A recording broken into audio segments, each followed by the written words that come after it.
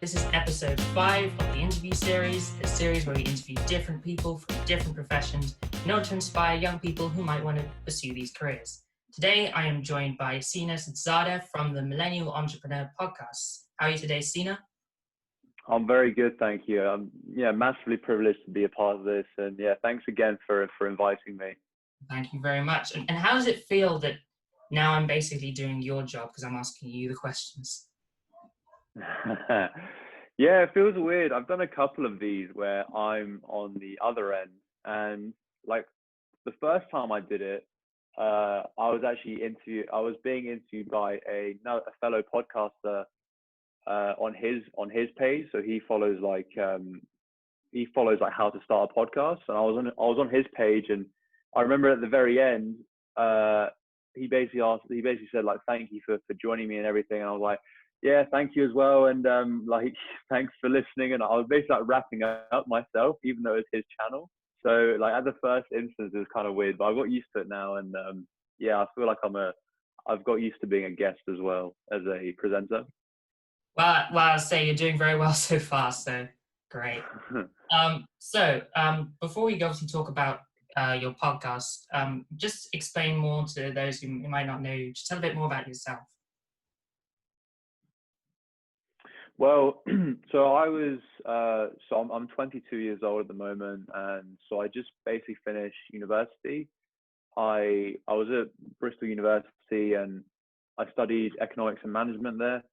And so I was, in my time at Bristol University, I'd say it was a really good time for me because I learned a lot of stuff. And before I went there, I wrote a lot of things down that I wanted to achieve while at university, because I knew at university it's the best time in my life to try stuff out. And a few, it was different things like it was like make a football team, or like join a football team, or there's the different things like that. Make a business. It was like join the Entrepreneurial Society, join a different sports team, do stand-up comedy, which is like, so it's just loads of like different things that I really wanted to try while at university. And like very luckily, I tried quite a few different ones of them. I maybe ticked off like 80-90% of the things, including the stand-up comedy thing. I ticked that off as well, even though it wasn't very good.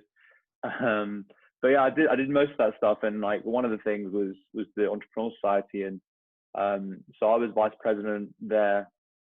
I ended up being vice president, and we had I had a great time being vice president because we got loads of like really cool speakers in. We got entrepreneurs from around the city and also from alumni as well, and people love those talks, not because of the lessons, but more because of the stories. That's what people really resonated with, and they really loved the sort of like authenticity and sort of the honesty that came across when people told their stories. So it wasn't just like, it wasn't all just success from day one. There was a lot of failures in the journey, and that's what people absolutely loved. And it's what I personally loved as well, was this sort of, the rawness of everything.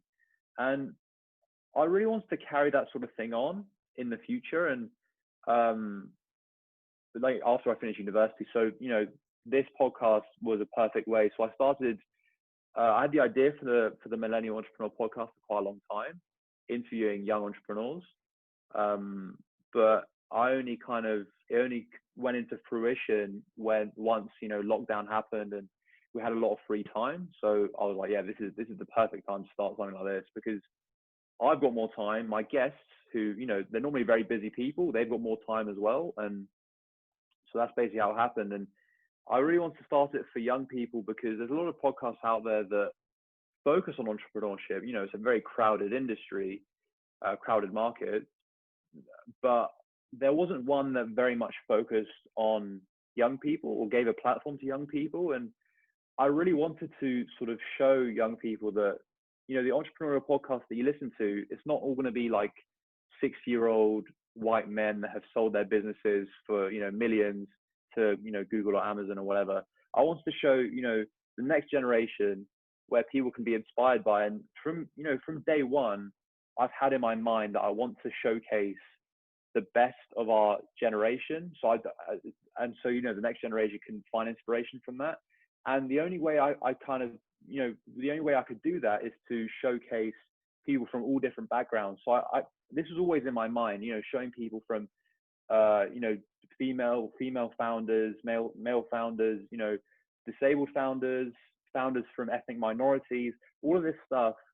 I really wanted to showcase them because I knew if I just showcased, you know, one type of entrepreneur, so just, you know, white male, that wouldn't resonate with as many people. I wouldn't inspire as many people to get into entrepreneurship. So that's basically, you know, why I did it and what kind of motivated me to start in the first place.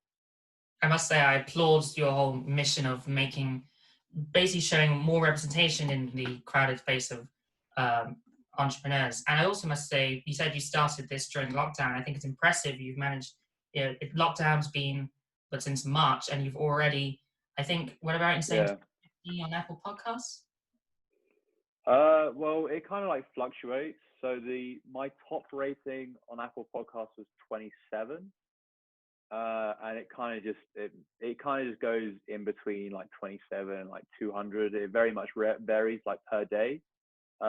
Just because like I don't release episodes every day. I release them once a week on Wednesdays. But yeah, so it kind of like fluctuates, and also fluctuates per country. So like I somehow got into top 3. So I got 3rd place in Qatar.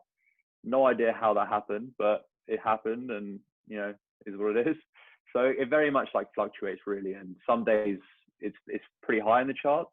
Some days it's like not very high, but yeah. So it's been pretty successful so far, and I've been really happy. And the thing I really like is that I've been able to sort of improve my interviewing skills to the point where people are very comfortable talking with me, and it's a very safe and open space. And I like that because it promotes that honesty and that authenticity that people love. And that's what I really want to get out of the podcast, is entrepreneurs showing, you know, their actual emotions and their actual personality through their journeys, and not just, you know, their successes, which for me doesn't really paint a good picture.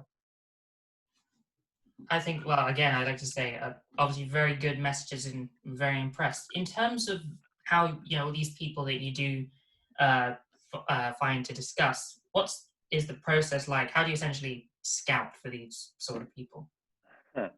Well, in the early stages, so this is the thing, right? And for anyone that's like thinking about starting a podcast, I would focus on something that you are like very passionate about. I know it's a very cliche thing, but something less cliche is doing a podcast around stuff that you're probably going to talk about anyway, with people that you want to talk to.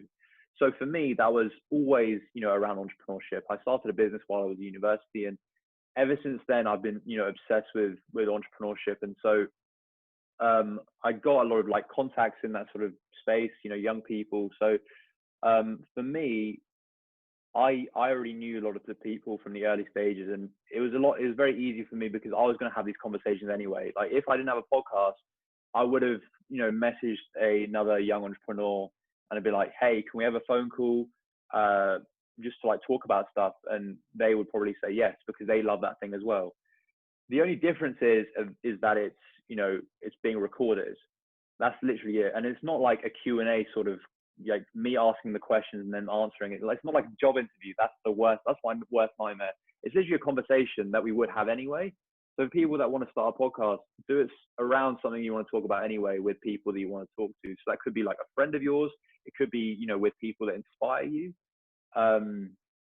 Yes, that's really it, really. But for scouting guests, so yeah, in the early stages, it was very much people that I knew from my own personal journey. And then from there, going on from that, I had a list of, in the very early stages, I had a list of people who I would love to target once it got a little bit bigger. And so once, you know, the first 4 episodes aired, who were just like my friends, I would message those people and be like, hey, I've got a podcast. Do you want to come on? And that's the thing, like you would be very surprised. Like most people say yes. I've had maybe like 1 no, that's it. Most people reply to you, and most people say yes.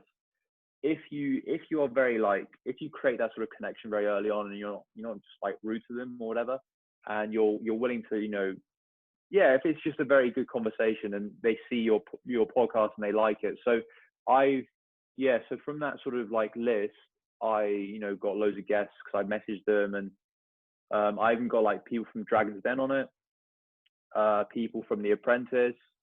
The Apprentice is quite big because the people that go on there, they have a lot of followers, so they get a lot of messages, obviously. But you'll be surprised. Like, I know a podcaster that literally very much exclusively goes down the Apprentice, ex-Apprentice candidates, and he gets a lot of he gets a lot of guests from that. So guests are very willing to come on. People are very willing to tell, to share their story. You'll be very surprised. So that's something that I've never really, fell into problems with. And even I've got to the stage now where people are approaching me to be on my podcast. So it gets rid of like a lot of effort, I guess, for me. But yeah, I think the next stage for me is to try to be a bit more selective, because once it grows, a lot of people will message me, and I will have to end up saying no to some people. I guess as well, sort of treating it like a regular phone call conversation. At least it makes it Yeah. relatable to everyone. So that's good. So obviously, when I speak to a lot of young people, there's loads of these different ambitions, particularly those who might want to start their own sort of businesses. So they're getting into that sort of entrepreneur mindset already. And of course, you interview all these different entrepreneurs and with all these different ideas and from these different backgrounds. But do you find that there's perhaps something that these entrepreneurs that you interview have in common with each other that sort of helps them get to where they are? Yeah, there is like one thing that I can pinpoint, and that's it's perseverance. I mean, that's the one message that I think literally every guest, every sort of 19, how many guests I've got, maybe I think 19 so far.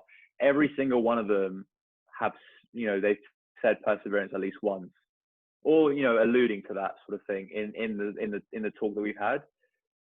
Just because, like, it makes sense, because it's not a very fun journey all the time, and it will, you will have like failures when you think everything's going to be okay, and it kind of just, and it can come out of nowhere. So it's something that you really need to learn to adapt to, is being able to take that failure and then learn and move on. And it's something that I think this generation, our generation, faces really difficult. Like, it's a very difficult thing for us, because failure is something that, I don't know why, but failure is something I think our generation is especially scared of, more than say other ones, because I think we've had a pretty good life growing up, most people. So that's something that a lot of people haven't faced until, they want to start their own business, and they go to someone and they try to sell it, and someone, people are very honest with their opinions. They'll say, no, this is like shit. This is not very good. And that when people, are very truthful and they don't really care about your feelings, that, that is very difficult to take, especially for someone who hasn't taken that sort of rejection before. So it always comes down to perseverance. But those sort of moments will make the successes very sweet, just because like what it took to get to that stage. You know what I mean? So yeah, that is the one thing, perseverance, for sure. Yeah, I mean, I completely agree with you. I guess some people think, because obviously in schools they talk about resilience and perseverance. I know that some people might think it's sort of the message sort of forced down us, but there is truth to that. And of course, as you said, every successful person you see had perseverance and resilience, because often they would have failed more than they would have succeeded. For sure. Okay, so as obviously the Millennial Entrepreneur grows, are there any other future aspirations you might have, or is it mainly growing the podcast? Yeah, so I am in the process of starting another one right now, but then the second one, and a second podcast, and then hopefully a third podcast by the end of the year. I'm not the only person this time. Like, the Millenial Entrepreneur is literally just me. But these other ones, it will be a team, as in it will be either me and someone else, or it'll be me and two other people, just because it won't be possible with just me. But yeah, I've got to the stage where I got a bit of sponsorship money for my podcast, which honestly was very lucky. Like, I was in the right place at the right time, and a company liked it and they gave me some money, basically. But it's very rare for someone who started a podcast 3 months in to get sponsorship. It doesn't normally happen, but they've given me some money, and it's going to allow me to outsource and automate a lot of the tasks that take up a lot of time, that I don't feel like I feel like my time would be better spent elsewhere. So once I can kind of automate those sort of processes, so stuff like the editing and making the previews for episodes and stuff like that.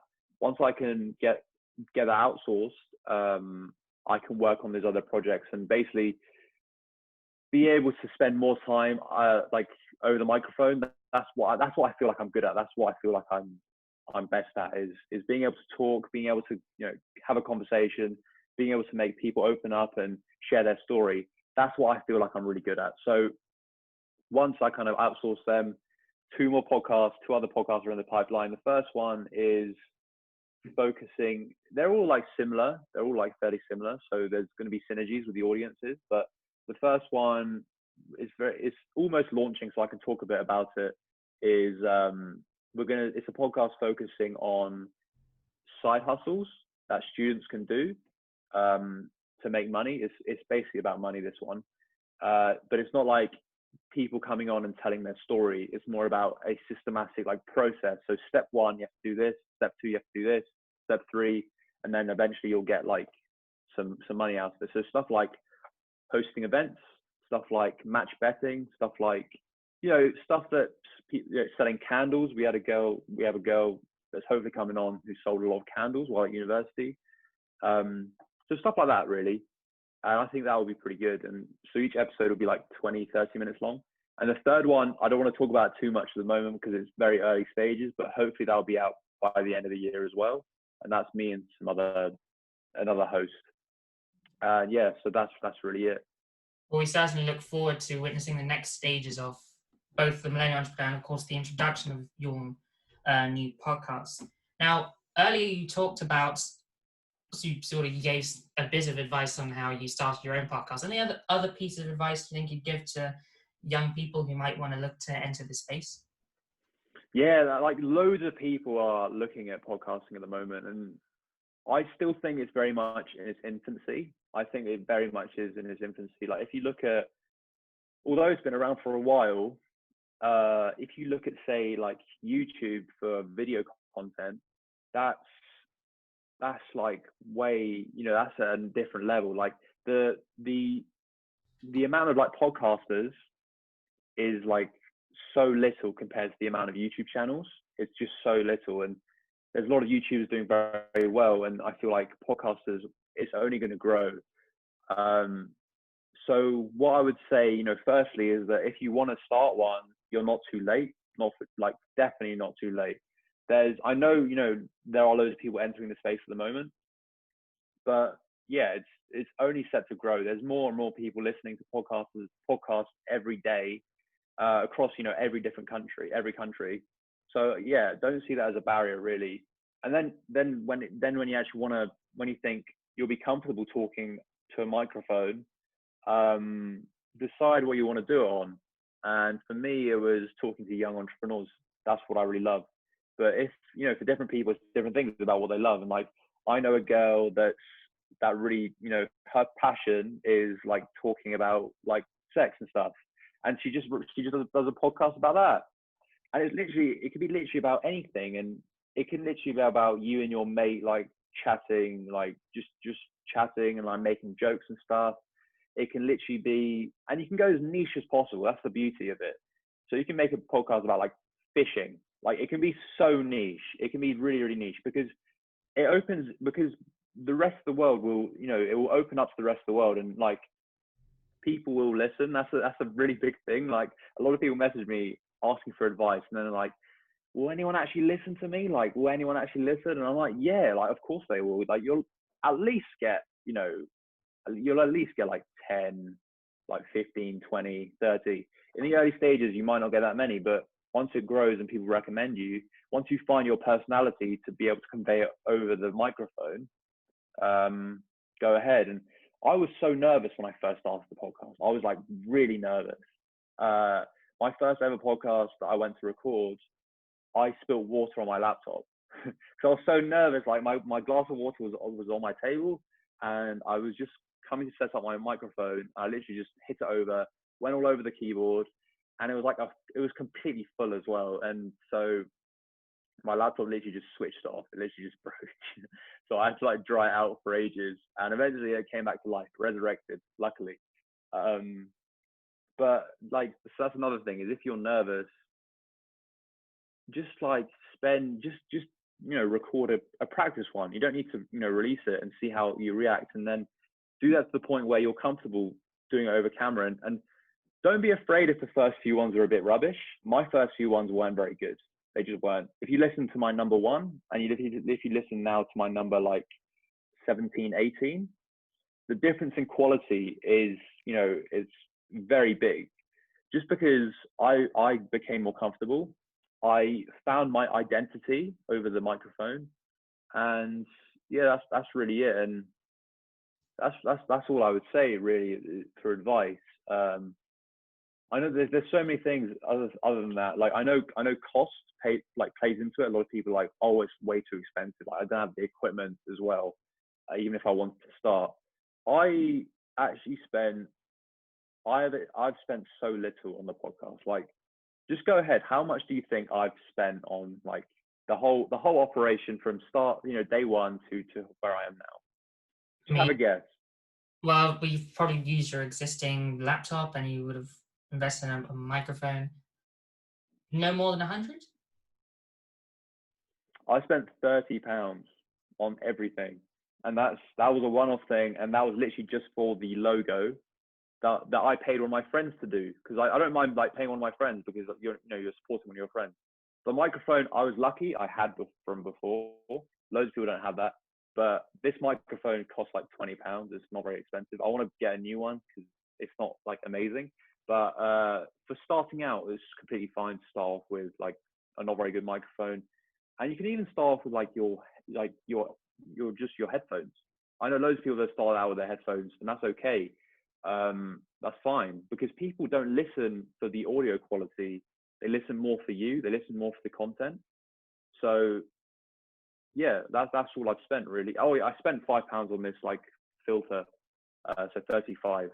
But hosting is free. The like the software is free to edit your audio.